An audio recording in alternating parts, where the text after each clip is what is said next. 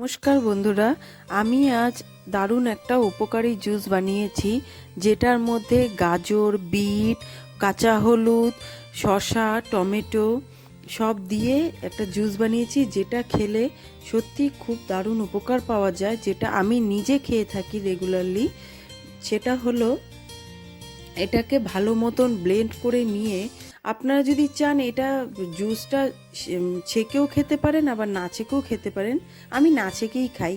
এটার উপকার হলো, যাদের রক্তের অনেক রকম সমস্যা দেখা যায়, এটা তারা খেলে পরে দারুণ উপকার পাবে।